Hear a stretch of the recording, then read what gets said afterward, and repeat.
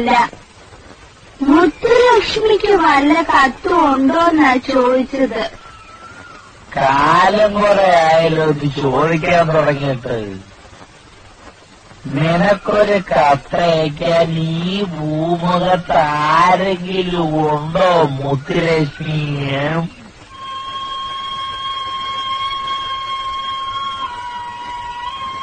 ആരുമില്ലാത്തവരെ പരിഹസിക്കാതെ അണ്ണ. ഒരു കത്ത് കിട്ടാനുള്ള ആഗ്രഹം കൊണ്ട് ചോദിച്ചതാ.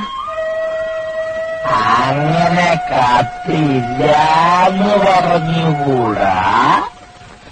എന്റെ മുത്തിന് ഒരു കത്തുണ്ട്. ഞാനിതെഴുതി വേറെ മാറ്റി വച്ചിരിക്കുക. പിന്നെ കൈക്കൊരു വിറയലുള്ളത് കൊണ്ട് ഇന്നാവട്ടെ നാളെ ആവട്ടെ എന്ന് കരുതി ഇത്രയും ദിവസം ഒളിപ്പിച്ചു വെച്ചു.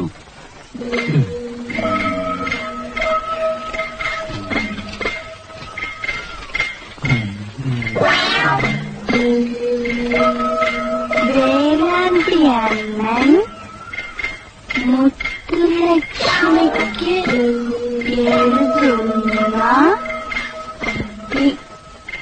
ഇംഗിത കത്ത്.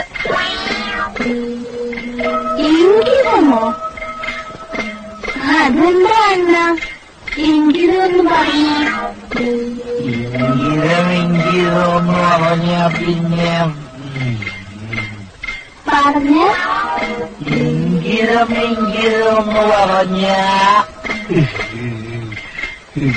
ഇഷ്ടമ.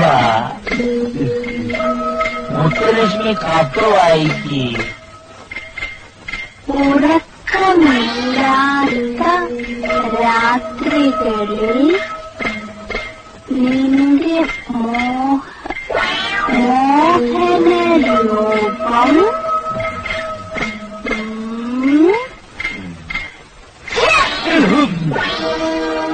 വായി തോന്നുന്ന ആക്രമണങ്ങൾ എഴുതി പെൺകുട്ടികൾക്ക് കത്ത് കൊടുക്കലാണോ പോസ്റ്റ്മാന്റെ പണി?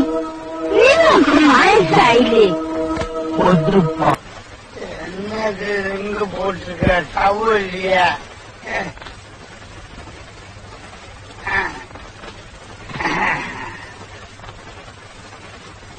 அப்பவே நான் உங்கள்கிட்ட சொல்றியா,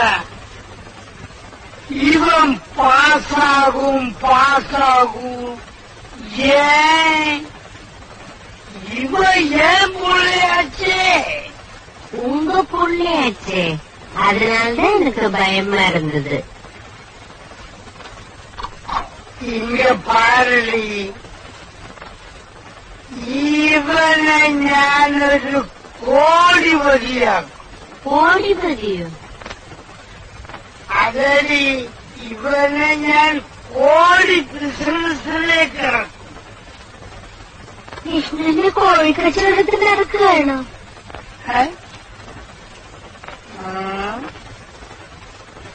മിണ്ടാതിരടി.